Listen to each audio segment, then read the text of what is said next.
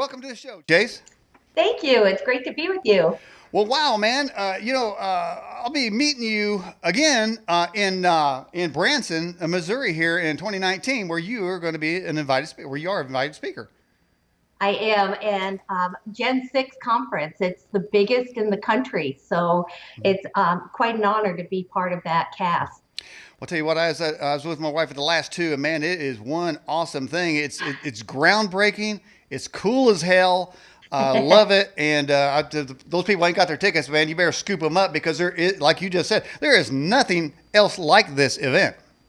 And they sell out every year. They sell out all 3,000 tickets. And the conference is held at Manson Theater, which is the Oak Ridge Boys Theater. Mm-hmm. We sell out every year. But that has a lot to do with Stephen Quayle and Timothy Alberino. And I work closely with Timothy, especially with the expeditions in Peru. And we just got back shortly before that conference from going to the Amazon. It was absolutely the most dangerous thing we ever did. And I can't wait to join them again. We're going back. Wow.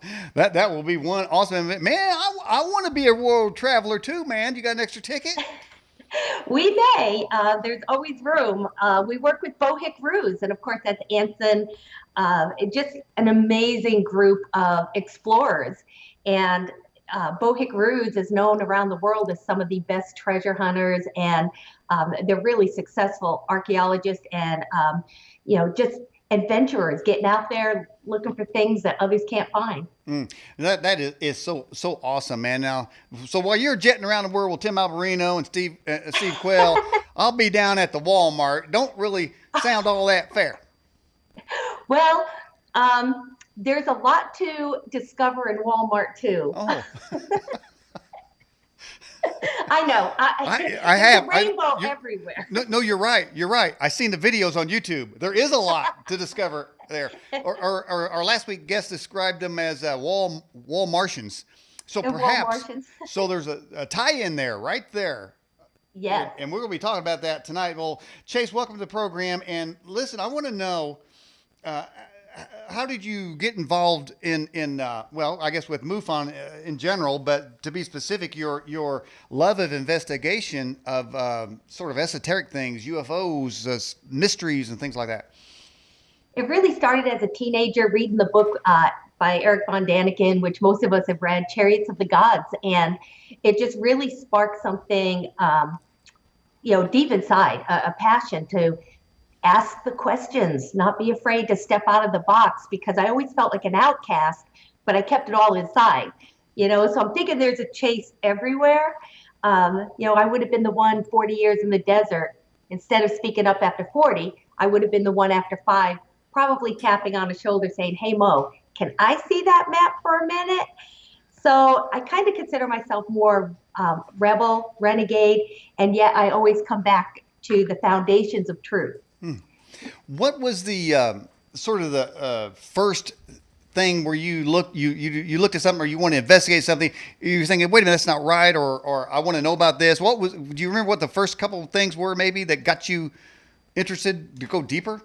I heard about Cash Landrum, and this is a very famous UFO case down in Texas, and these two ladies with their grandson really were affected and physically harmed and suffered a lifetime of debilitating illnesses, and from seeing something that clearly was out of this world, but it left physical evidence.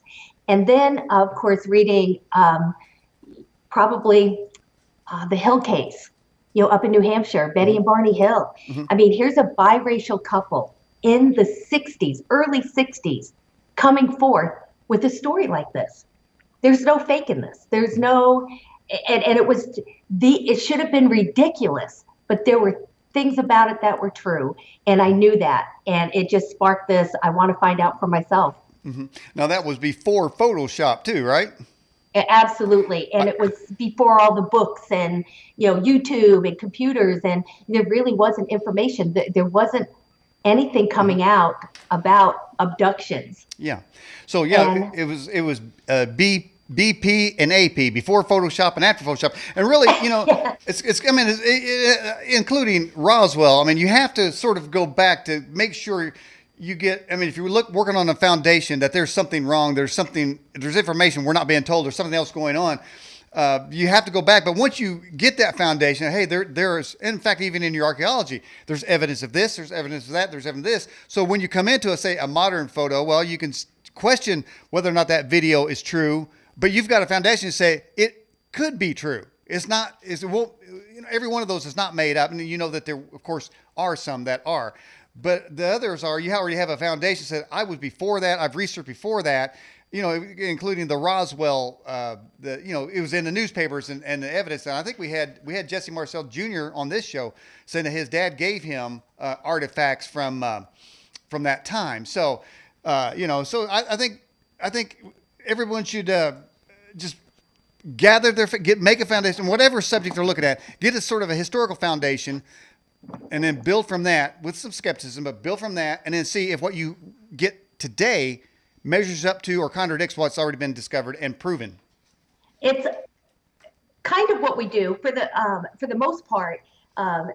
We have more than 50 years of data, and of course Roswell's 70 years old, and in MUFON alone, we're 50 years old this year. And we have over 100,000 cases of our own submitted by eyewitnesses. And, of course, some of these are, things that we can identify. Some of these are natural or man-made. In fact, most of them are going to be explainable.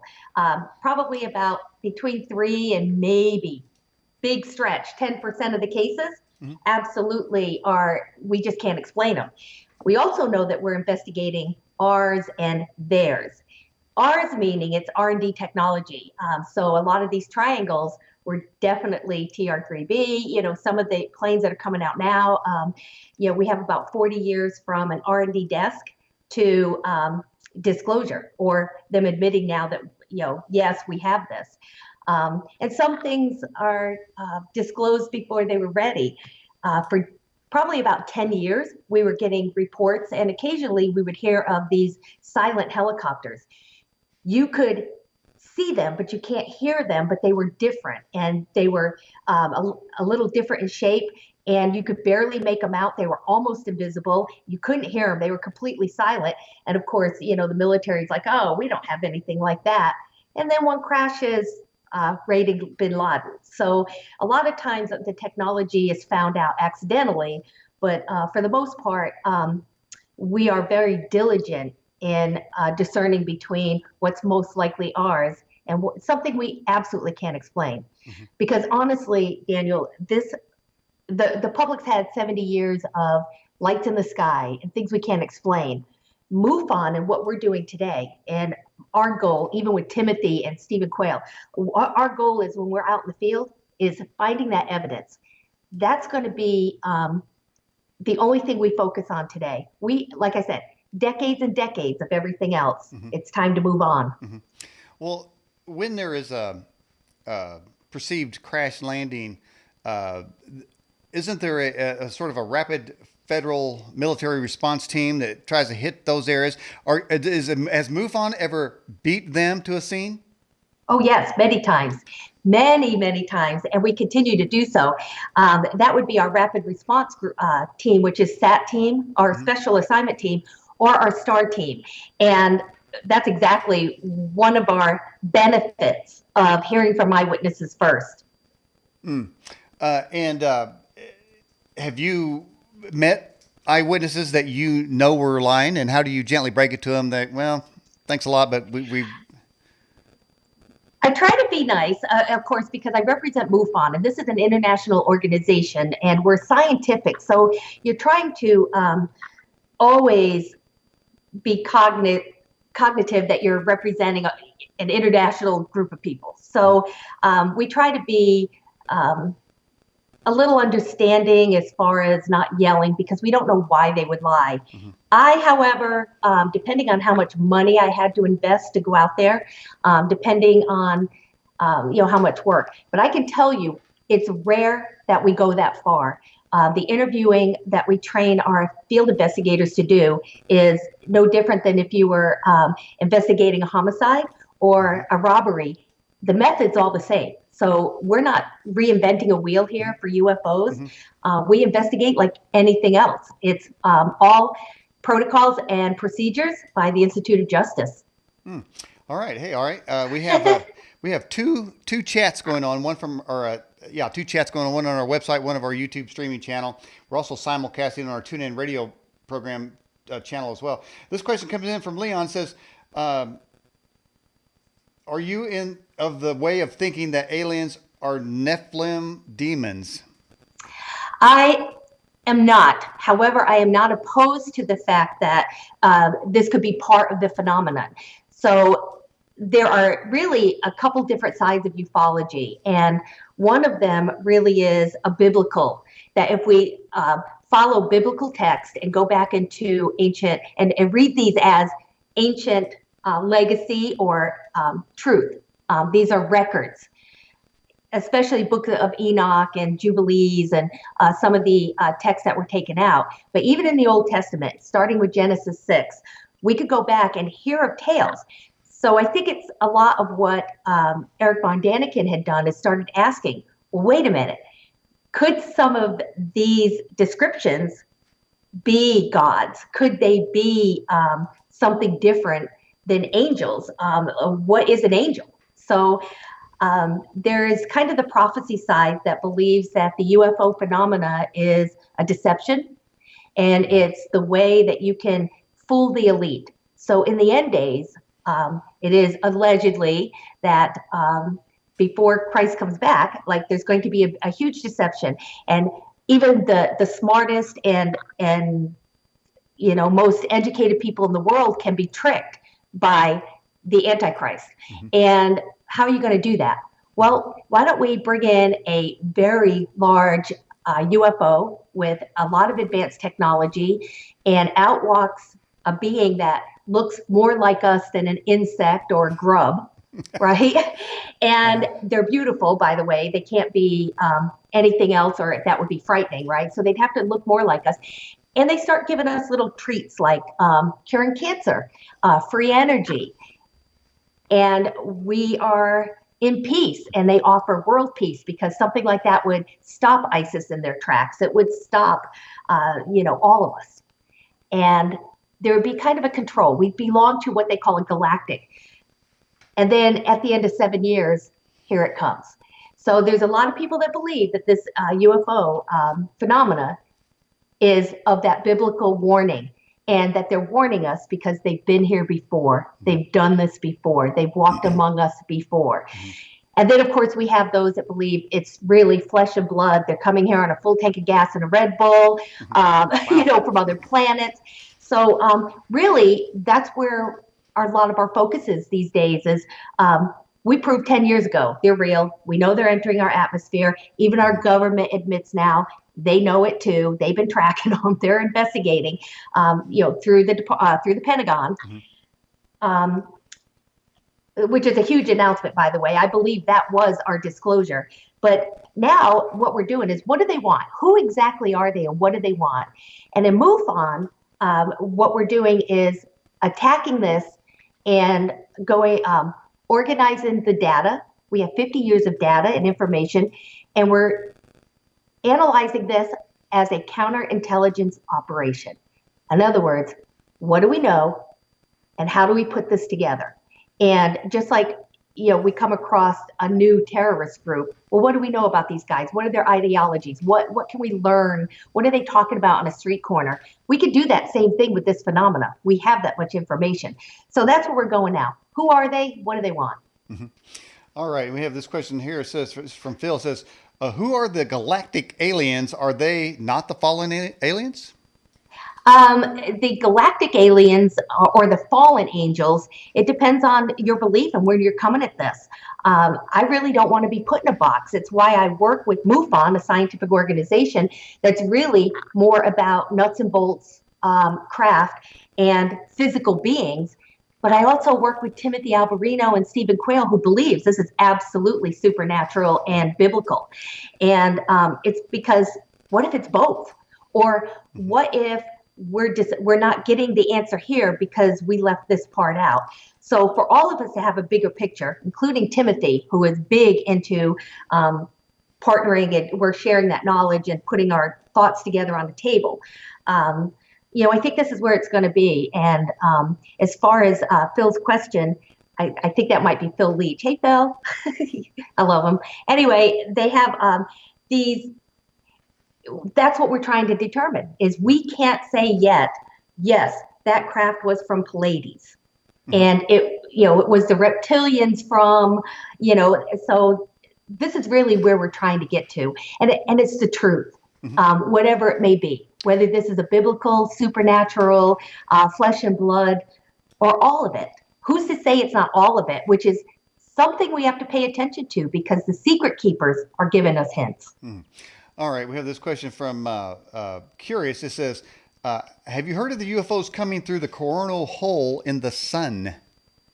I have heard of this, and there's a lot of reason that this has become a decent theory, and that is, the space photos and videos of these objects that clearly are closer to the sun than should be, that look like they're actually soaking up energy from the sun themselves.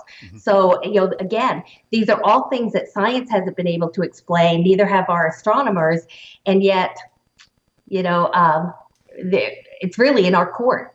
Who else is looking for these answers? It's awesome. So 10 years ago, we were the kooks down the road. And after the outing of A-Tip and some of the information that has come forward in the last 6 months and will continue to come forward next year, we're the coolest kids on the friggin' block right now. Right it's on. Like, holla. Right on. Okay. This is from UFO Passenger. Have you ever been on a UFO flight? I have not. And it's something like I never got into this because I had seen something as well. I've seen a lot of things I can't explain, but to actually say I've seen a UFO once, there's no question. I mean, there is just no denying it. And I love the background. You're just nailing that background right now, by the way. That's what I do. Hey, I can't go on archaeological digs in South America, but I can create some good backgrounds. Freaking nailing it. All right. Hey, how about this here? This from Brian out of our YouTube chat. How many UFOs go unreported? Probably, we estimate 1 out of 10 people will even report something they see. So we believe there's a whole lot more. When you consider that MUFON gets between, without exaggerating, 700 and 1,000 UFO reports a month, and we know that probably 1 out of 10 people report them, this is a ridiculous phenomena that's happening at such a rate. We can't ignore it anymore. And we found out the government can't either. All right. This is from Carol from the YouTube. Who are the secret keepers you refer to? I consider the secret keepers the Black Projects people. Those are your skunk works. And most people will relate skunk works to Lockheed Martin. But skunk works is actually a general term for anybody doing something that's so secret and compartmentalized, only a few know about it. And they all have it.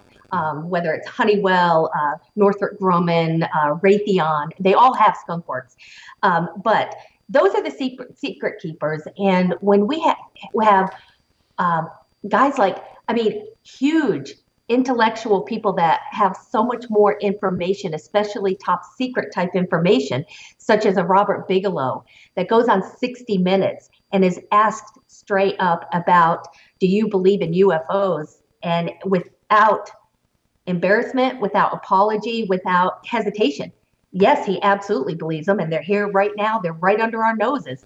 And the other secret keepers I like to refer to, Skunk Works guy. I'm losing his name, which is why I'm kind of walking around it for a moment, walking around topic. But Ben Rich, former CEO of Skunk Works, comes out and they tell us stuff all the time. Hey guys, we have technology that will take ET home. So those are the secret keepers I refer to, because I promise one thing. They're not telling the president. Why would they? He's a temporary employee. Congress and the politicians have no idea. This is so compartmentalized, and it was taken away from the military complex years ago, probably after Kennedy, and it went into intelligence groups that locked down into private sector, because private sector, not responsible to the public, not responsible to a FOIA. All right. This this question is from Curious. Have you heard about the UFOs trying to communicate with us by their lights to mimic star constellations? I have heard of that, and we do understand that there is a communication happening, and a communication that we're trying not to ignore anymore. Again, for a lot of us coming into this, the scientific component has to be there for us to even think about it. So it took a long time for scientific ufologists to really accept abductions, and we do, or to accept communication type things like a crop circle that has coding and messages. And now we do, because now they're scientifically verifiable and testable. So we do know that they communicate. The lights flashing is something we need more video. We need more confirmation, because that sample grouping, we need a more testable. And that's something we can't repeat like a crop circle. We can test, and there's certain stretching and things that we can find. But the flashing lights, we're still working on that one. But yes, he is correct. And that's something to keep your eye on, guys. Video, video, video. Mm-hmm.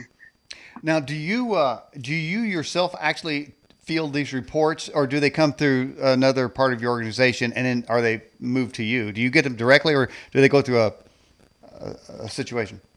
When a witness files a report with MUFON, it's generated to a state director or a national director. So all over the world, we have organizations or leadership groups. So say it's a guy in Texas. It would go to the Texas state director, and he would assign a field investigator. But and then the field investigator would contact the witness, depending on the category of case, between 24 and 72 hours. But every case of MUFON gets an investigator. All right. Phil. I know, isn't that crazy? Yeah, it's a lot. big deal. Phil from North Carolina. Do you believe these beings will manifest themselves soon? The Bible states the fallen ones will manifest themselves right before the end. And I guess as if you believe that is the group that you're talking about.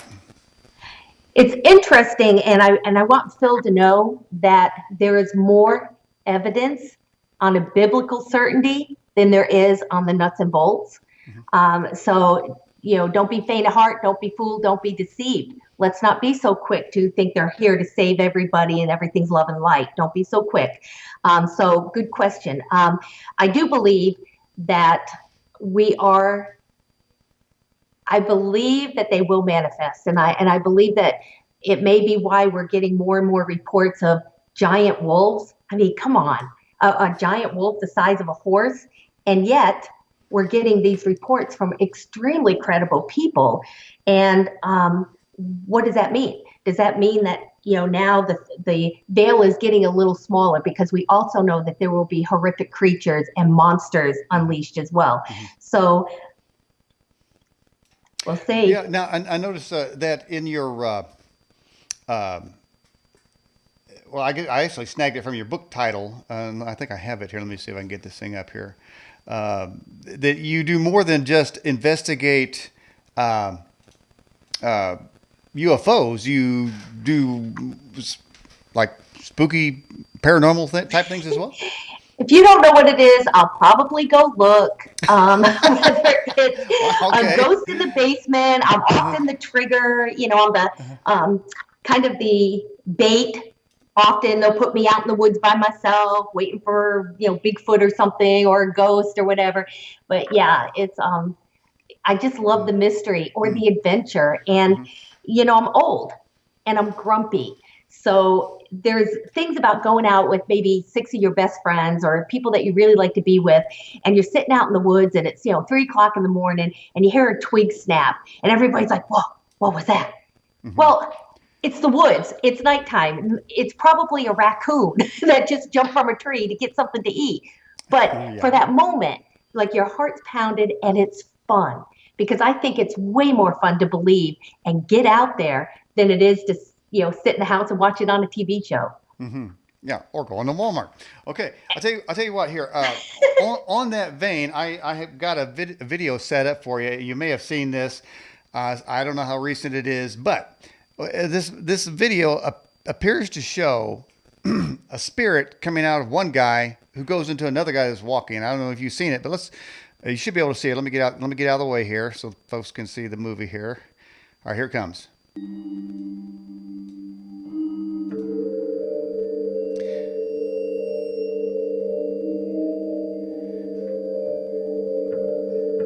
Now you'll see the guy on the left, he's going to make a movement. And then when he does, like he knows something's happening.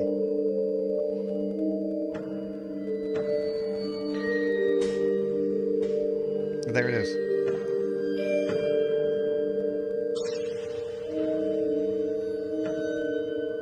Then when it hits the other guy, he makes a movement. Now it's going to zoom in here. I zoomed in on it. The original video didn't do that, but I did. So give it a second. We should get to the zoom part. This guy looks like a zombie anyway, the way he's walking. There it is. He's like... And it goes floating.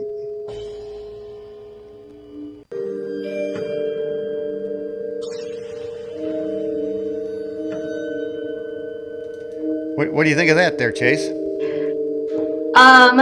I would love to have that professionally analyzed. We have some of the best video analysts, but that scares the crap out of me, because I'll tell you one thing: I don't do demons. I'll go into haunted houses. I'll try to speak, but I also don't play with things I don't understand. And I'm not always the most faithful when it comes to, prayer or biblical, obedience. And without that, I think that I would be somebody that would be very susceptible. So I don't do demon type hauntings or anything like that. I'm not prepared. I leave that for experts.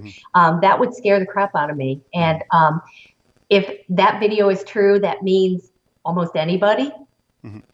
Well, and I know this is sort of in that would be considered the paranormal genre there. Yes. But there's so much information out there about people getting possessed. And you would think, and you always hear that a demon went into somebody or a spirit went into somebody. So to me, that's almost the video showing of what that would be. And a demon jumping from one person to another. I mean, that guy, where that thing came out of him, he could be on his way to be killed. And then that spirit knows that, and he's going into somebody else. So, but what it tells me, that when I was looking at that, I was thinking, I'm going to keep my eyes out open a little bit more, say when you're in a crowd, because I believe, and I've had guests on this program's been going on since 2004, that say that if you pay attention, you can see demon-possessed people or people that aren't human. Russ Dizdar says there's like 20 or 30 million of those type people in our own country. Have you ever been around where your I don't know, your womanly sense, your unction, your feeling that somebody wasn't human, or that they weren't real, or they were possessed? Yes. I have been approached by many people over the years that I just knew immediately something's off, something's wrong, and I don't know if it's demon or alien. I don't care. Like, I'm not playing. If it feels evil, it probably is, because I'm a happy person. So my instinct is not to judge negative. And when I feel that immediately, I know that's not my persona. So I pay attention to it. And I believe there's a sense. It's kind of when that elevator door opens and you don't want to get in. There's something that tells you shouldn't get in that elevator. And I believe these are things that we need to pay attention to. So I would listen to that. And I do believe they're on this earth. I mean, we're hearing that from everyone, a biblical sense. And, there are some that believe when the atom bombs or the hydrogen bombs were tested in White Sands back in, 47, 48, 49, it thinned the veils. It affected other dimensions. What we do here challenges other things going on that we don't understand, or the physics. So it's just interesting. The Bible tells us of different types of physics, because we have even Michael coming down, grabbing Ezekiel, taking him back up to heaven. All the prophets seem to be, lifted, whether it's Muhammad or Joseph Smith. I mean, they're all, given, very extraterrestrial type events. And, it's just interesting when we're talking about things in the Bible that, we're witnessing today, that same action. We just call it something different. Well, I mean, it does say that, well, of course, Ecclesiastes says that what's happened once will happen again. And I think in the book of Genesis it says, or in the book of Matthew, it says the things that happened in the days of Noah will happen. And well, in the days of Noah, there were giants in the land. And I know Steve Quell is big on that kind of thing. So you're going to be talking about giants when you get to Branson. I can tell you that right now. I know, and I want a giant so bad. I've been with them looking for giants. I work closely with L.A. Marzulli as well. And, man. We've been looking. You've been scolded. And, I've done 2 Watchers series with them, and also a couple of the latest where we did one about one of the biggest UFO events, which of course the Catholic Church believes was something else. But it absolutely is going to be the same. And what is the only difference in the days of Noah? I mean, we have sin, and almost everything is right down the line. The wars, the atrocities, everything. But what is the one thing that we don't have today that they did then? And that was the giants. Chase, have you ever investigated or received any sightings of any activity around the CERN Hadron Collider when it's activated? No, I have not, and I would love to. I believe that they too release a type of energy that they believe is confined inside the tube, but I'm just uncertain again what we're playing with.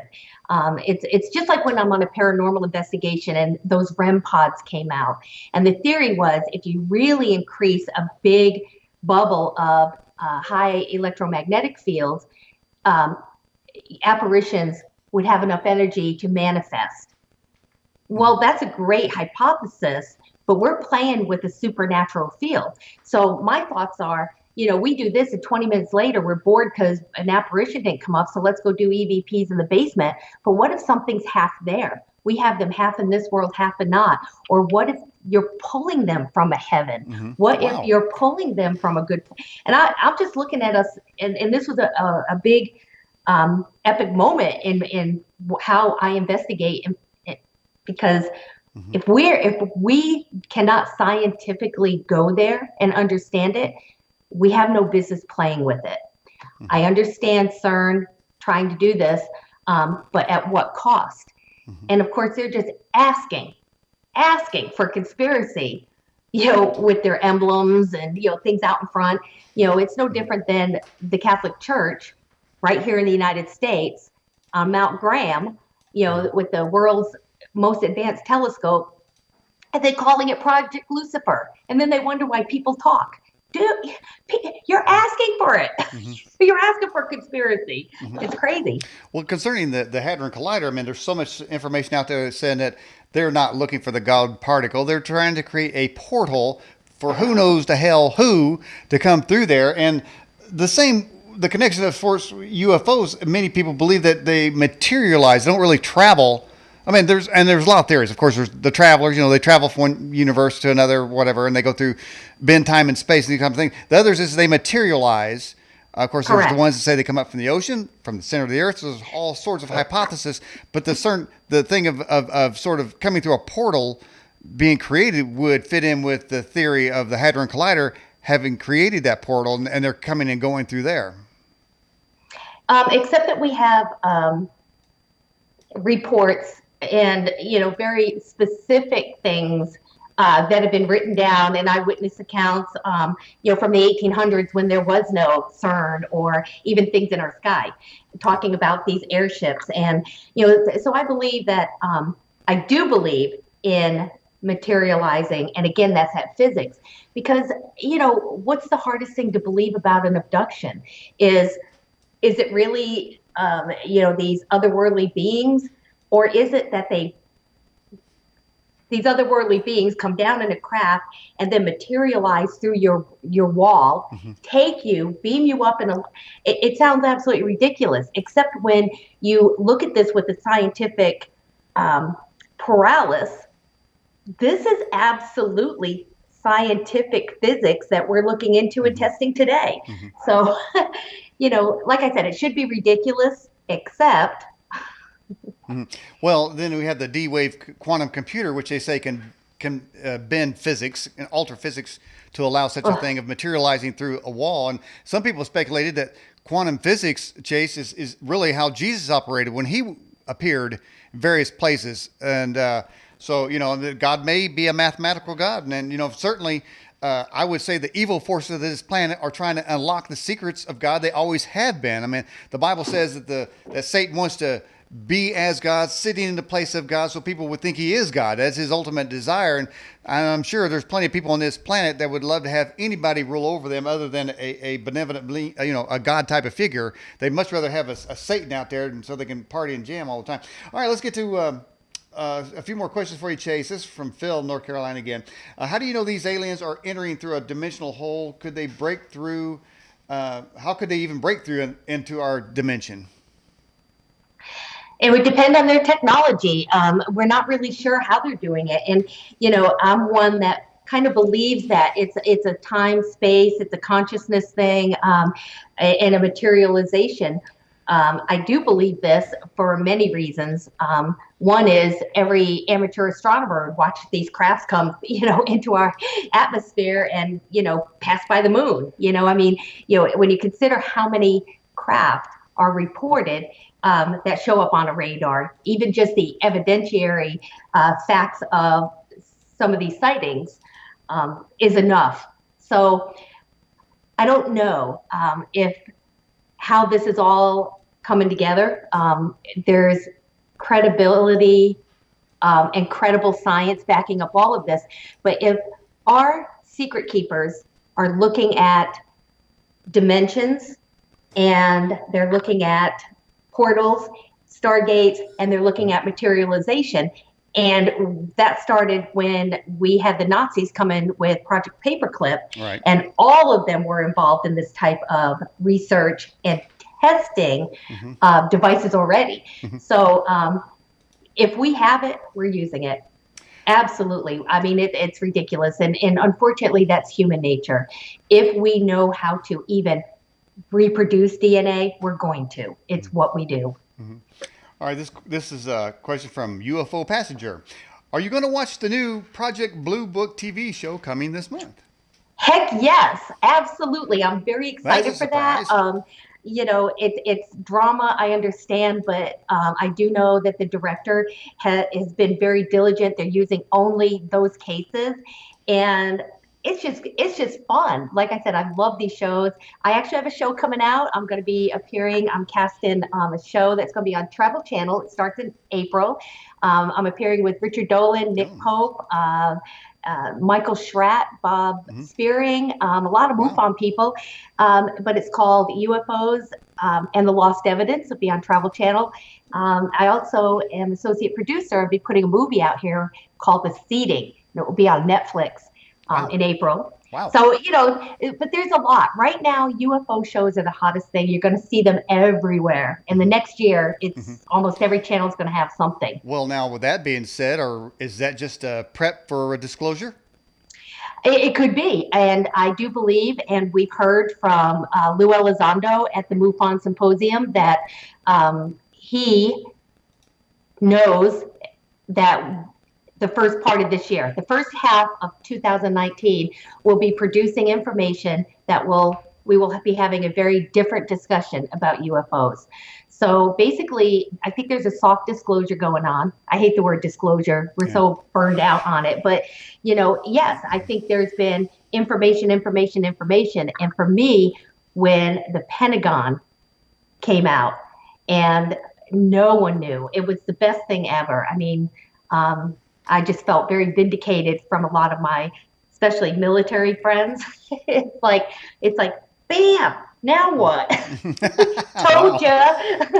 So, it's It'd be different if we were investigating what people think we do, which are, kids drinking moonshine and back in Kentucky, way back in the woods, that, are just bringing up these ridiculous, hey, I saw this UFO. It's not who we're talking to.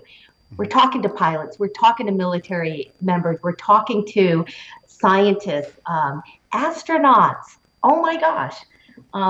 So this is no longer the kooky phenomena. It's real. We know it is. Now we have to find out, what is it? What's going on? Who are they? Yeah. Yeah. I can imagine that the closer to an actual a contact would be a barrage of false information. So maybe perhaps we're at a sweet spot right now where we can thoughtfully and diligently look at the information before us, gather the evidence, so that we're not going to be surprised and scramble for evidence, because everybody and their mother is going to be bringing out false things. It's going to be part of mass chaos. So I think those that are grounded, as I said earlier when it first opened up, that people need to be grounded in what they know in their research. And Daniel, that is the smartest thing I've heard in such a long time. Like, that it really was a great statement that needs to be understood by the public, because you're absolutely right. And what's going to happen if there's an event that we can't deny anymore? It's done. This is it. Where are people going to go for the truth? Not CNN, not Fox News, not the government, not the CIA. How about the people who have been doing this for 50 years, have listened to 1,000 reports a month, talked to the eyewitnesses, gathered the evidence, tested this evidence? Who's going to have the background? It's going to be your people in MUFON, and and international researchers that have spent decades doing this. Period. No one else is going to have the answers. Who's President Trump going to call? Probably Jan Harzan and MUFON. Well, hopefully it won't be a stuffed suit, and that's the problem. We're going to get everybody lining up from the government and political offices that think they know. I mean, these same people think they know how to run our healthcare, they know how to run our schools, they know how to run our post office, and now they're going to run contact with some aliens that could wipe us out in a millisecond. I don't think I want them people, because they'll be, when they come down, they're going to be looking for votes. You know what I mean? Right. And it honestly, that's exactly right. These entities want to be, if they come this way, they don't want to shoot at them. They want to come out friendly. They want to be accepted. So in a way, it is coming out for votes. But hopefully they'll understand that DC is that swamp we all know it is, and they'll be afraid to park there because there's no intelligence, and they probably have to go somewhere else to find reasonable people to speak with. Right. Take me to your leader. Yeah. That place is such a mess right now. However, a lot of people believe that Hillary Clinton would be the disclosure president, because how cool was she to go on Jimmy Kimmel and say, oh, they call them UAPs now. No, she's part of the problem. She and her husband are well vetted into the secrecy and politics, and this is how it's done. And, they can do things that others are never allowed to do. So, but what about a disruptor? What about someone in the White House that doesn't care about the rules? I don't care if this is how you've ever done it. Wait a minute. Maybe I want to listen to this group that comes at me with very sensible, advanced technology that's not talking about aliens and UFOs. We're talking about unknown technology. Maybe I want to talk to them for a minute and tell the public what I find out. I think that disruptor is our best shot than these people that grow up in the system and actually have helped molded that system. Exactly. Especially with secrecy. That's crazy too, because that's a typical population control trick is to create chaos and then say, by the very people that created the chaos, saying we have the answers. This is the thing we've been dealing with forever, Chase. I'm sick of it. Those aliens, man, they'll come down, they're going to do a brain scan over Washington, and their system's going to start smoking and say, what, they won't know what, get out of here. They'll be flying somewhere else. Be like, what happened? We were just here a few hundred years ago. What the hell happened? Didn't they have a constitution? Didn't we, bless them as, this wonderful country of, opportunity and obviously it's a favored nation from God, obviously. And What happened? Well, I think we're gonna pay that price pretty soon, but unbelievable. Yeah. I live here, which is worse. I live in DC, and Wow. it's hard. It's hard to maneuver anything. Everything's got a political price. If it's not going to make them look better or get what they want or favor them in any way, you're not going to get to even talk to them anymore. And there's a big part of that that I really want to say to most of them. Hey guys, while you're so busy keeping people like me out, please notice not knocking on your door. You don't know anything. I do. So when your phone's not ringing, that's most likely me. And when all of this breaks out, who are you going to have to call? And I'm probably not going to pick up for you. Because really, would the American people or the rest of the world even want to hear from a Pelosi or a Trump, or it doesn't matter your politics? Are you going to trust these people with something like this? Wow. Right. All right. I like it. Let's get to another question. This is from Overbuilt Automotive. Do you take all the reports that entities, UFO abductors, run from people that rebuke them in Jesus' name? I think the question is, have people that have been abducted, have any of those people told you that they use the name of Jesus and their abduction stopped? I'm reading that. I don't know if that's what he meant, but I know what the listener is asking, and he's absolutely right. We know and hear from hundreds that when they invoke the name of Jesus Christ, whatever they're experiencing stops. It's the only thing that we know stops an abduction is invoking the name of Jesus Christ. So what is that telling me? We cannot ignore this as scientists. Which is hard because I'm kicking and screaming, and yet we hear this case after case after case after case. So what does that mean? It means we better not forget the God factor. We better not forget the blood of Jesus Christ. We better not forget what that Bible has been telling us or is trying to warn us. Let's not be stupid here. Let's not get so wrapped up in the science and the enigma of UFOs and forget, the big picture. Mm-hmm. So your listener is absolutely right. I'm glad they brought that up because to this day, the only thing we have ever been told that stops an abduction, the only thing is invoking the name of Jesus Christ. Mm.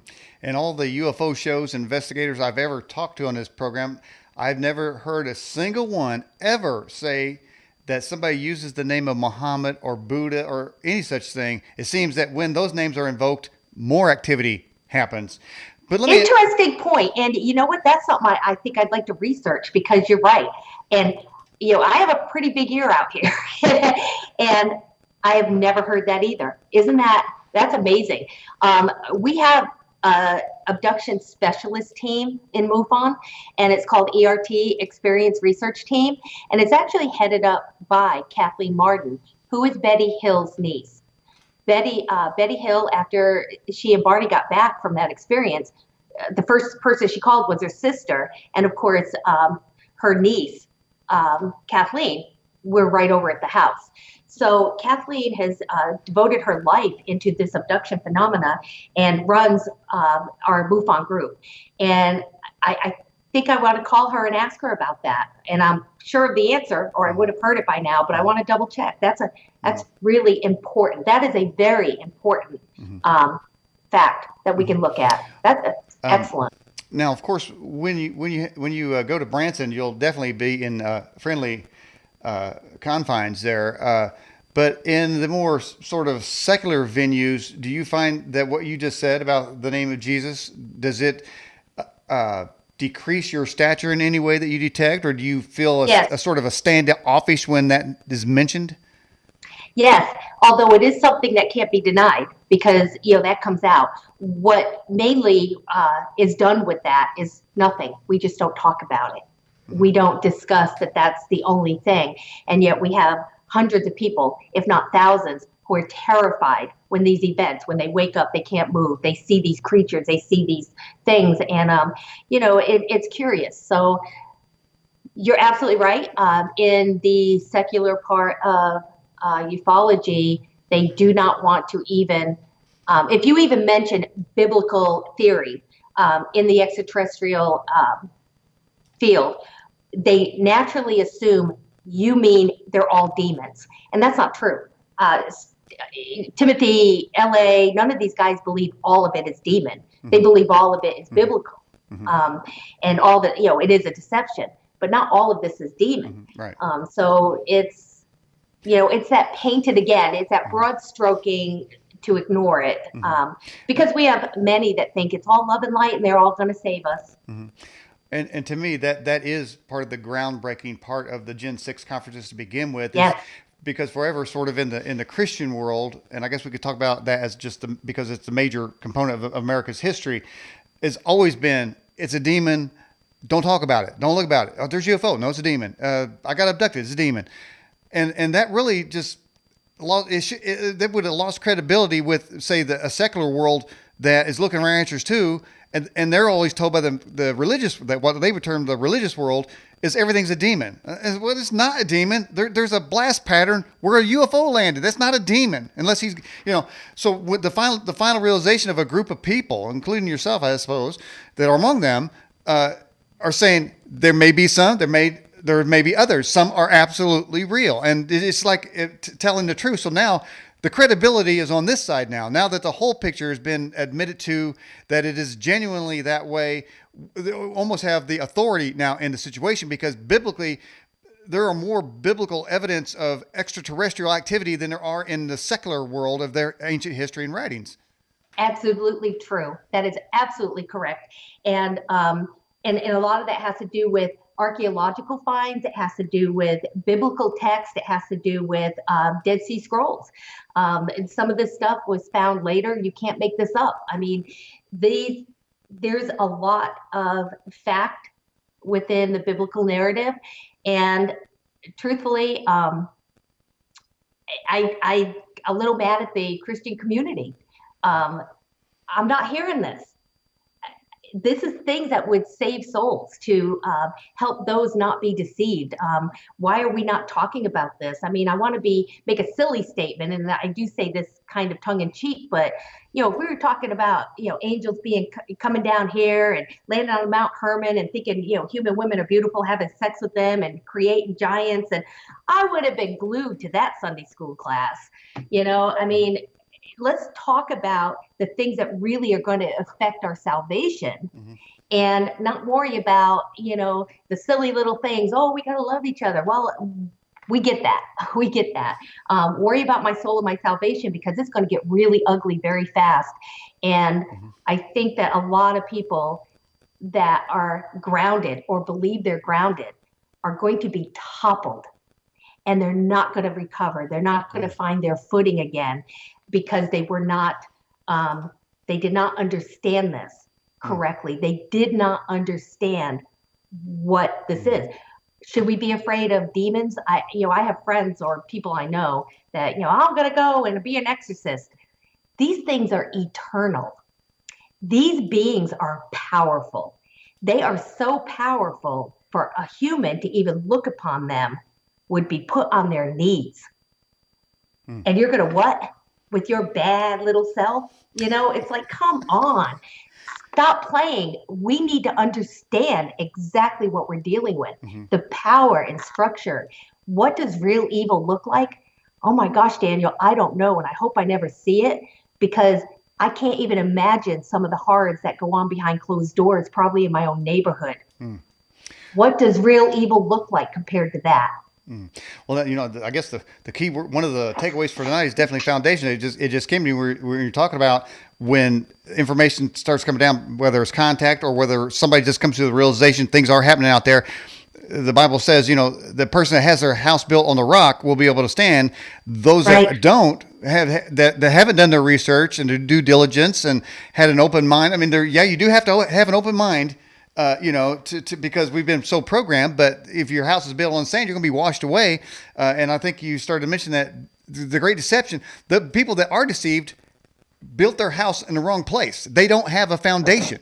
And I think or they didn't understand what was coming. Right. I mean, if the churches and pastoral discussions start including the end times, um, and what that could be.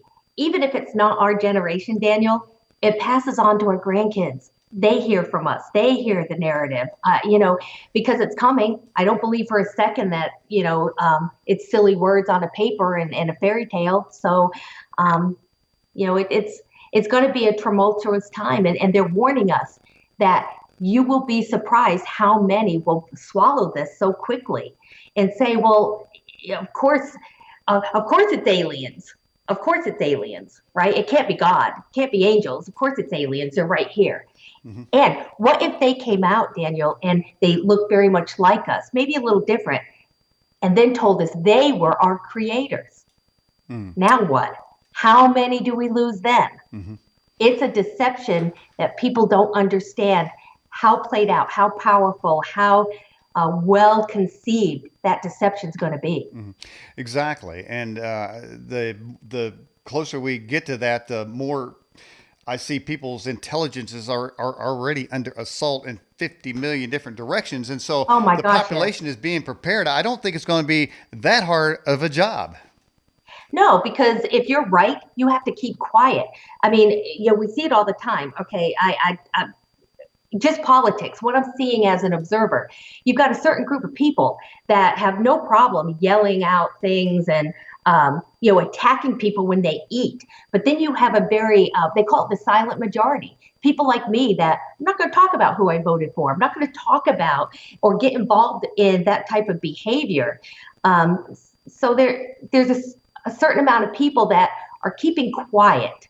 And I think that's kind of a generation that could be deceived because we're not directly involved. We're kind of sitting back and keeping our voices quiet. Well, I'll tell you what, if there's ever time to not be quiet, it's right now, because the tech firms are now developing algorithms and artificial intelligence that will definitely make sure the only voices that are heard is the systems, man. It's going to be, we're well past 1984 for sure, Chase. All right, this is from our live chat. It says, is someone in Hollywood trying to tell us something with all the alien and superhuman movies? We asked that question, and of course, it would appear that some of these Hollywood people really have an insider, like it's their fed. Why are they coming out with things that seemingly are exactly what are being reported or are reported in the future? So the superhuman is genetic upgrading. And it's something I'm very interested in is whether these are implants. But what happens if we're offered the latest AI technology? And this is something where your kids can be smarter and faster. And we're diligent and know you're not going to mess with God's creation, right? But then we become less than, because our kids are going to school with the kids that are smarter and they are faster, and our kids are now irrelevant. I mean, you could see how quickly all of this plays out, even with the genetic upgrade. We start playing with genetics like, they've done in China, where they can genetically alter intelligence and eye color and what kind of baby you have. Mm-hmm. This is getting ugly because we have 97% of our DNA is called junk DNA. Meaning they don't know what it's for. I propose it's for a lot of other things that God had in mind once we get into the next place. And then we don't know what's in store from there. What if there's another reality that we can earn and seek and go up to that would require our DNA change? So maybe we could walk through a wall, or maybe we could hit that physics of travel like our God does. And so I think when we're thinking in those kind of terms, the genetic upgrading, it's coming. It's already here. They're already playing on fears that I relent. I just bought my little 6-year-old grandson. It's a smartwatch, and it keeps a GPS on where he is at all times, and it has a little SOS button, because if he's in trouble in any way, it sends a message to not only his mom, but a neighbor, and it sends off an alarm. Well, of course, I want my little 6-year-old grandson to have every safety factor possible. What would happen, Daniel, is if 5 years from now, we don't have to put a watch on and hope he doesn't lose it or get it wet, and we just implant them. Mm-hmm. How do you say it's okay that my kid won't get that? Right. Right. I don't want to have to make that decision. Oh Mm-hmm. my gosh. So I remember growing up thinking mark of the beast, my forehead and right arm. I know it's coming. I'll never let anyone tattoo anything there. Ooh, ooh, really? Well, I tell you what, you talk about China's well ahead. They have no barriers in China. We've still got some sort of ethics here in the United States, but pretty much it's fiduciary, whereas people don't get caught and sued. But in China, it's off, and they've already got some Igor freaking Frankenstein doctor changing DNA, creating super babies and deluxe babies, I suppose. But let me ask you, and I think I asked somebody at the last Gen 6 conference out in the foyer, what if the DNA is the marker that gets you into heaven? The Bible says that not everyone's going to go. There must be a checkpoint of some kind, in or out or up or down. But what if it is your DNA and you've accepted on the earth your DNA to be changed, but that DNA code isn't recognized at the gate of heaven? Perhaps that could actually be the yes or no, the in or out. And I think there's more truth to that than, a book and someone sitting there finding your name in a book. I think it's the book is meaning more of an inventory, because when you think of Noah having the genetics of every animal, plant, all of this, how would he do that? It would have to be a DNA. And we assume that, these guys are, have no technology, no sophistication, and we're learning that that's very wrong. There's a lot going on, a lot more sophistication, and just in some of the architecture. They didn't do that. They didn't do Pumapuku with chicken bones and copper tools. So they're like, no one can stand there and say that. It's done, which is why archaeology takes a step back on some of these things with us. So are you saying they didn't build the pyramids with a rope? Yeah, I'm saying that the pyramids were most likely, even if they were built by man, the technology, we don't even know what they're for. It's ridiculous. They're obviously, it's an engineering device. It's an engineered device that did something. We never found a pharaoh in them, so why they say they're buried, it's ridiculous. But it's the same in Pumapuku or some of these other sites that, we're finding extraordinary structures, extraordinary. And we can't repeat them today with our technology. So I think our ancient people maybe took a different turn. So instead of the wired electricity, they went wireless. They took a different turn with their technology. So, their food and everything, they weren't really driving cars. They levitated rocks and they levitated, who knows? But I can tell you that they had a different technology than we do today. Did you see the DVD video of last year's Branson conference? I did not see that. However, two of my favorite speakers had to have been the guy from China, the AI from Australia. Yeah, it blew me away, and I just love him. He's coming back. My husband, I picked him up at the airport, and Hugo de Garis. Yes, he was just amazing. He's coming back, thank goodness. Yeah. And then we have, Timothy, and there's a lot of good stuff going on at that conference. Why, was there something that showed up in the video? Well, yeah, I was gonna say I was hoping you didn't, because then I'd just be mute. And here's why. Because Timothy Alberino, he can talk. Oh yeah. He is not shy in any way whatsoever. At the very end of the conference, Owen Schroer came up with an end of the world scenario that literally stopped him. His mouth dropped, his eyes popped open, and the thing was over. It's classic. Yeah. If you get a chance, watch the very end of that segment, because is that the panel? Is that when they were in the panel? They were in the panel. Yeah. I'll have to, because I do remember watching Timothy drop his mouth, because Owen is phenomenal, and he too is very, very passionate and diligent in what he's saying. I follow him on Twitter too, and the guy he cracks me up because he's bold, and I like that. We need that. Yeah, and one other thing about that, I'm talking about Richard Dolan, and I mentioned to you earlier about being in sort of a safe zone there at the Branson conference. But Richard Dolan said that, 'cause now he goes to a lot of secular conferences, but he said about that conference, he said, I feel almost like a healing taking place here. I feel like there's just not the kind of craziness that I got to deal with. Because you can imagine when you separate God, the God component, any of the historical aspects of that out, you've got, frogmen, insectoids. You got so much, you got people with pointy hats walking in the conference. You got all kinds of stuff like that. There's nothing. It's like unhinged. There's some components, not all. They're unhinged, and you got to deal with them because they're at that conference. But he didn't witness that, so it's like, right, man. I can just say what I know, and I don't got to deal with 5 people that are dressed in green saying they're here. So. Yes, Richard and I are really close. Of course, his wife Tracy is amazing and adorable, and I love her as much. And there's something about that. And Richard and I are both in a very secular part of the UFO phenomena, or the work base, I guess. And I love it. It is being at Gen 6. He's absolutely right. There's none of that.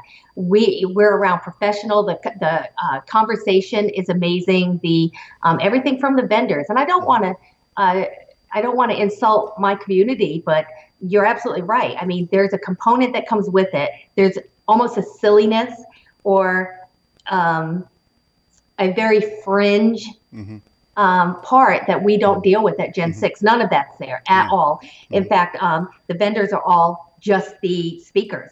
It was the most InfoWars. It's a very intellectual conference. It's a very it's a smart one. If you can only go to one UFO, like you want to get information, and that you can only pick one for the whole year, that's the one to go to. Yeah, I was thinking what best would describe what I would perceive that type, a sort of a secular. Would be in the movie Contact with Jodie Foster. Do you ever see that movie? Yes. Remember, she's driving through the desert, and there's all these people. There's Elvis for aliens, and there's nuns, and there's the crazy preacher guy. There's a whole bunch of freaks, man, all talking about aliens, and she's like a scientific person looking around. We're talking about contact here. What's going on here?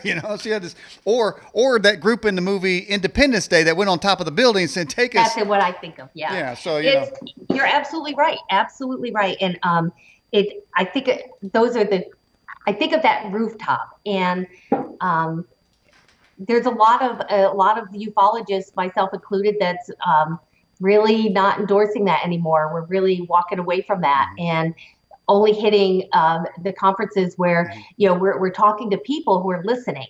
I mean, there almost comes to a point where you're preaching to a choir.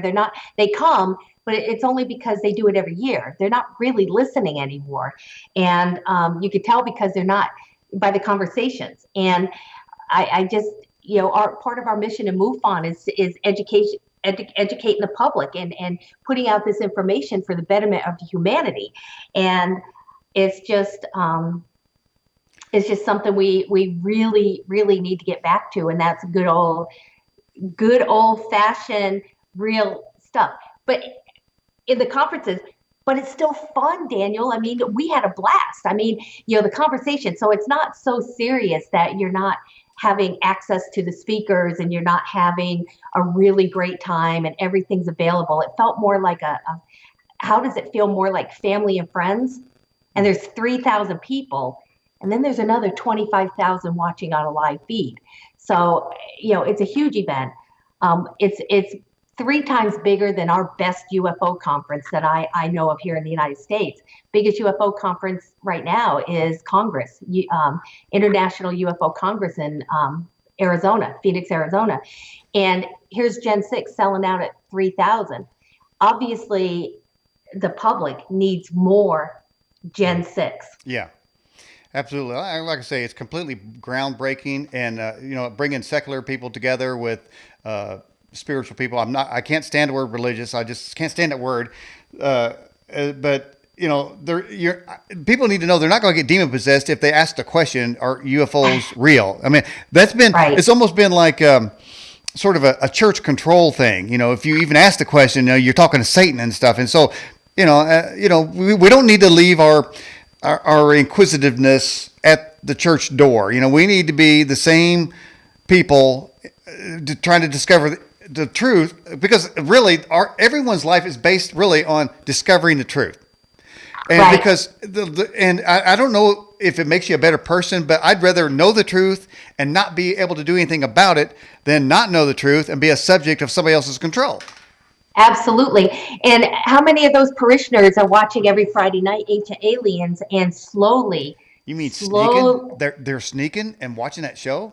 uh, yeah, I can tell Whoa. you, um, by the amount of people watching History Channel, it's the #1 show basically on television right Mm-hmm. now. And yeah, so how many parishioners are watching that? And a little piece and a little piece and a little piece is coming off. And then if any of this happens to populate and that big crap shows up, Mm-hmm. well, guess who's going to be the first one to drop off that, drop off that heaven chain, right? Mm. So Um, it's, we have to be diligent and we have to tell the truth. I've often said that, I follow evidence. That is my forte. And I really don't care about anything but evidence. I don't care if it tells me it's alien or human. I just want the truth. And if the truth takes me to a biblical narrative, well, that's what I'm going to talk about, mm-hmm. because I think staying away from something that evidence verifies, because it doesn't make you popular in your field. And I find myself in that position. So I do talk about the biblical narrative and openly tell people all the time that there is more evidence supporting Mm-hmm. the biblical narrative being true and more true about the UFO phenomena than the nuts and bolts at this point. Chase, in the movie Signs, early in the movie, there's the owner's dog was barking around the crop circle. Have you ever been at an investigative site where you felt, say, a tingly sensation, a foreboding sensation, maybe animals in this case barking or getting agitated? Yes, and truthfully, animals are one of the questions that we ask is, how did the animals react, especially in farm animals. And we're learning even more in the cattle mutilations that even days before, ranchers are noticing that one cow is always kind of ostracized by all the others and they don't know why. But days later, that's the cow that they find mutilated. And the cows won't go near it, of course, dead either. So neither do the savages, the birds and, the other things that would eat something like that. They don't bother with them either. But yes, dogs seem to have an understanding that they're coming, they're here, or something's going on. But we also know that, they know of weather and also earthquakes. So and we scientifically know that's true. So it would just make sense that some of these other things would be something they could detect as well. Mm-hmm. Kind of reason number 570 why you should have a nice dog. Have you ever recovered an object from a site? I have recovered a few objects from sites. And right now, we do find anomalies in certain metals and implants. Working with an implant right now from a veteran that comes from Dick and Marilyn Carlson, are the lead investigators out of Oklahoma. This is a MUFON case. There's lots of artifacts that we come out with. My forte, of course, is DNA and forensics. So I have a forensic kit that makes Sheriff's Department jealous, and I know how to use it. And I've taken over 300 DNA samples just from the elongated skulls in Peru. So this is something I do as evidence and proper packaging. I follow the exact same protocols as a crime scene. And I set up the same way. I go in with a clean suit. I mean, all the protocols are the same. And that's really important for listeners to know that UFO investigators, if you saw us out in the field, you wouldn't know if it was a homicide or what was going on because it would look the same. There's nothing crazy going on. Nothing crazy, but somebody in a hazmat suit walking around. Yeah. So, what about ghosts? Have you ever done a forensics on a ghost sighting? I have not really done forensics on a ghost sighting, but I try. And when you have people telling you, that this ghost stood there, you swipe the floor. Why not? Take a J lift. See if you could pick up something. We're finding more like that. But I had a really strange paranormal situation, and blow drying my hair, and I bent over. I have long hair, and like most females, I dry it upside down, and I threw my hair up, and there's this great big mirror. There's a man standing right behind me. He was so physical, Daniel, that I honestly, I dropped down to my knees. I squat down. I kind of covered myself. My blow dryer, I dropped, and it fell to the floor. I pulled it out because I thought, oh my gosh, I just lost the weapon. The whole time I'm tensed up because I'm waiting for him to hurt me. I pull the blow dryer out. I'm wrapping the cord around, and I'm waiting to try to strike back or something, and nothing happens. So I slowly turn around. I don't see him. I'm thinking, oh my gosh, he went to my bedroom. So you get up and slowly, but then I get through my bedroom, getting ready to walk out into the hallway, and I realize, wait a minute, my dogs bark when someone's even walking up to the door. My doors are locked. And then I realized, oh my God, was that, like, what was that? And I sat on my bed, and I kind of thought for a moment, that was the strangest thing, because he was right behind me, like, 18 inches behind me. He looked so real. I could pick him out in a lineup. I could today. But the thing I kept thinking of is that poor man. What if this was kind of a dimensional glitch? And he's somewhere shaking like a leaf, calling his wife, saying, I just saw the most horrific thing. I saw this female just pop up in front of the mirror with black hair just going everywhere. Like what it must have looked like on his end, with me just, flying up like that. But I'll never forget that. And he was absolutely not there in any way, shape, or form. So. Well, then I got to tell you my spooky ghost story. Yes. I was Skyping my fiance in Arkansas, and she was in the garage, and we were Skyping like we're doing right here, live Skyping. And she said, wait a minute, I got to get something in the room. So she left the room. So the Skype's still on. And when I'm looking directly at a window in her garage where it was, and a guy appeared, and he had a white shirt on, he had glasses, and it's cold outside. So I'm thinking, wow, that's interesting. And I think he had cigarettes in his shirt, right, kind of hidden here. She came back. I said, was that your dad out there looking in the window? She goes, what did it look like? And I said, no, my dad's much older and this and that. And he's up in the house. He's not there.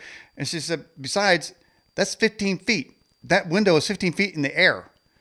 And it was cold out there. So, I said, I distinctly saw a guy with black glasses, white shirt, looking in that window. I was thinking, okay, of course, obviously she was kind of scared to go to sleep that night. But yeah, right. these apparitions do come and go. I don't know if they're related to UFOs, but what it tells me is that we live in a big old world with a lot of fascinating stuff. And it goes back to in the first hour when you were saying there's a whole lot of fun in seeking these matters out. And you're not selling yourself. And I have to almost put a disclaimer that you're not selling yourself out to the devil if you say, hey, do ghosts exist? Do UFOs exist? And for so long, it's been impregnated into our mind by the system. Don't ask those questions. You don't want to know. That's not. You got to do this over here. And I think that's a controlled thing as well. When they tell us, don't look over there, nothing to see. That's where that question comes out. I mean, that's when I'm just like, well, wait a minute. Maybe I want to see. And there's that control of curiosity killed the cat, or be careful where you look, or if you look at the abyss, they look back. And sometimes if you're not careful or you're not diligent in what you're doing or understand the phenomena, in other words, you start playing in things that you don't know about, like the big EMF thing. I mean, that's just, who's the stew knob that thought of that one, right? And, Good word. There's things that we have to understand. But when you're safe, and I think your heart is in legitimate scientific research and investigation, and you stay focused on that path, there's very little you can get into. And like I said, Daniel, I don't play with demon stuff. I mean, they're eternal. They're, they have thousands of they have an eternity of power and knowledge that I don't have. And why would I play with something like that? I don't at all. I run like a scared little schoolgirl. Like I have no shame to say, oops, I'm out. I'm gone. I'm not playing with this. So Well, no shame. and then an episode happened on this program live. I was talking to somebody about a UFO, and my phone rang. So I mean, it's one of the many things sitting on the desk here, and got laptops, got all kinds of stuff going on here. And it was my son, and he says, very important. And so I'm thinking, does he not know that I'm sitting here doing a show? And I read the text says, I just saw 15 UFOs, and he sent me the video. So I got the video off the phone while I was talking to the guest, just like yourself, and I put him up there. It was a swarm of UFOs in a V pattern. I was thinking, well, that's pretty good timing for that. But the fact is, there's 15 UFOs in a V pattern. What do you think that happens? And I've seen a lot of people talk about they go in swarms like that. Is there a mothership that they dropped out of? What's your conjecture on that? Yeah, that's an interesting phenomena, and we've seen that several times. Actually, we get that report a lot, and a lot of video. And the first thing that people say is, well, they're skydivers, and they have the flares, or military's dropping flares. Well, flares don't typically stay in a perfect V pattern. And a lot of these videos, we can see a structure. These lights are obviously part of a structure, or they're separate. And they're not flickering like a flare. And flares probably wouldn't last an hour and a half and travel 3 states. So I love that. Those are my favorite kind of lights in the sky, because no one does those anymore. We don't care about lights in the sky. We've got tens of thousands of those. They're all over the place, unless they're different, unless they're like that. And because those are typically the craft that show up on radar. And we know that now. So that's the first thing we do is we start our FOIAs, and we have a FOIA team at MUFON. That's all they do. So even when the answer is no, or you're getting back, they'll rebuttal. They'll stand right there and put in appeals. And it's why we're becoming very, very successful at getting some of this information. But yeah, I would take all of that footage I could and put it in our special assignment team and tell them to go get me that evidence. Has MUFON ever filed Freedom of Information Act request? Oh, all the time. All the time. Any answers? Oh, all the time. Yeah, we get a lot of pilot conversations from the airfields or the towers. We get a lot of radar reports. Yeah, we have to. That's some of the things that are very important. We will ask the government for certain documents, ask the CIA, the FBI, because we know that they also track them. We know that for sure now. Right now, our big thing is putting FOIAs in for more information on ATIP, now that we know it exists. But again, ATIP is not an active duty. People just assume being in the Pentagon that it was this active duty group, and it's not. They're contractors. How smart is the government to, once again, their UFO team are contractors, again, not answering at all to any kind of oversight. And that also includes their oversight being aerospace companies. So they're the ones vying for the contracts, so you have these big defense contractors bidding and getting the contract for that kind of technology. Has there been any WikiLeaks releases on stolen UFO emails? Wouldn't that be awesome? Because honestly, when Tom DeLonge first came out and was talking about, his talking with Podesta and meeting these big people about UFOs, honestly, I was like, oh, he's so full of it. Oh my gosh, come on. Like a rock star. All of us have been dying to get that. And they go to a rock star that has no vetted. And all of a sudden WikiLeaks leaks all the Podesta emails. Right. And sure enough, there it is. Podesta's talking to Tom DeLonge. And I'm like, son of a, we're aggravated. But if the government's going to cooperate and they know something that we don't, and they feel like they almost need to start putting this out a little bit or get the right people in the right place. How about a rock star to hit the millennials? Guy covered in tattoos, smokes a little weed, really accepted in, today's younger generation. He's liberal. It's everything you want. And, maybe Alexandria Cortez could be the contact person. Right. I think she's even a little too crazy for the aliens, truthfully. They give her back, honestly, after about an hour. Now there's an abduction. They take her, send her back down here. There's nothing here, man. We want to improve DNA, okay?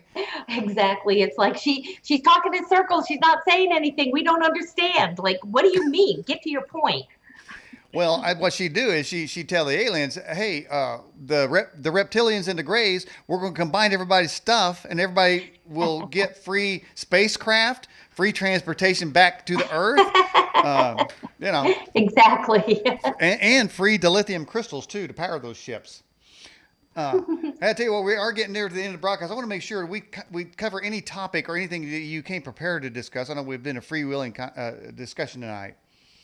And that's been awesome. It's been a great discussion. I've enjoyed every second of it. And I think the big thing is when I talk in Branson, I am going to be talking about an incident that happened. And as an investigator that's out there as much as I am, you can't put boots on the ground that often. And every once in a while, not run into something so profound, it just changes you. And I'm going to be talking about that event. Ooh. And yeah, it's pretty epic and terrifying, and there's a lot to it. But also talking about why it's important that we stay with the scientific inquiry, and and why we need more people like yourself and InfoWars and the big radio or broadcasters.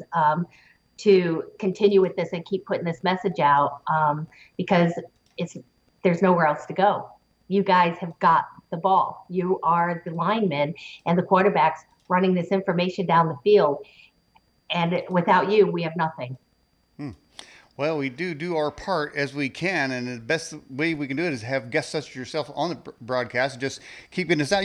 The thing, what I like, again, but going back to the Gen 6 is the combining of secular minds and spiritual minds and researchers and investigators, and we all need to be in this together. We can't have leaders outside, like we mentioned, from Washington or from the religious institutions or the educational institutions. We have to do this thing ourselves, and I think forever we relied on someone else to do it, and that's why our politics are so screwed up. We always relied on them to do it. Now we know by the person in the White House. He pulled that curtain back, man, and it's far worse than we ever imagined. There's no truth going to come out of that mess. So we've got to almost be like the adults in the room. We've got to combine our forces and our knowledge, quit dismissing somebody that has a difference of opinion. And, that's one thing I say about the show. I say you might disagree with a guest on a certain point, but don't stop watching the show. Wait, right. Because you may find, here's the thing I've said about all the guests that I've had, Chase, is that everyone has truth. And it's my job as a sort of a host and other people that do this type of thing to talk until a little grain of truth comes out. Because really, that's the only thing you're ever going to get when you're in a conversation with somebody. You're looking for a little grain of truth that you can internalize and build your life. We talk about that foundation. Sure, you may have something crazy come out from somebody, but don't dismiss everything they know. That doesn't make them wrong in everything they believe. We need those little nuggets of truth. And if we are listening to each other long enough, we'll get it.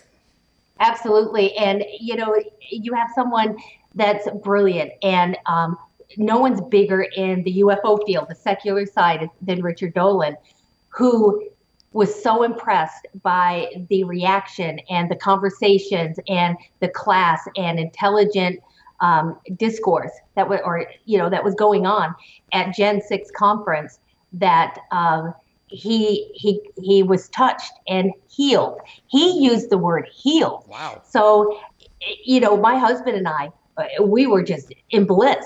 And that's just being around that whole caliber. And I always feel that way around Timothy anyway. Timothy and all the friends, all the guys, birds of a feather flock together, and we tend to continue to want to fly in the same direction. We don't always on the same group, mm-hmm. but we're always heading the same direction. And I'm not gonna let those guys get too far from me. So mm-hmm. yeah. And I can't wait to see you at Gen 6. This is gonna be awesome. I'll be there. The hat's gonna make an appearance. Yes, it is again. I like it too because I can see in some of the videos. I say, hey, there's a hat right there. Well, Chase, I appreciate you coming on the Edge Television broadcast. It's been great to have you. Can we have you on again sometime? I would love it. Anytime. This has been amazing, and it's wonderful to talk with you. Very smart. I love it. Thank you. Thank you. It's been my pleasure. Trust me. All right, Chase. Well, we'll get back with you and we'll have you on again. Certainly, we'll have you again before the conference sometime. Be so great. Okay. Thank you. All right, thank you. Bye-bye.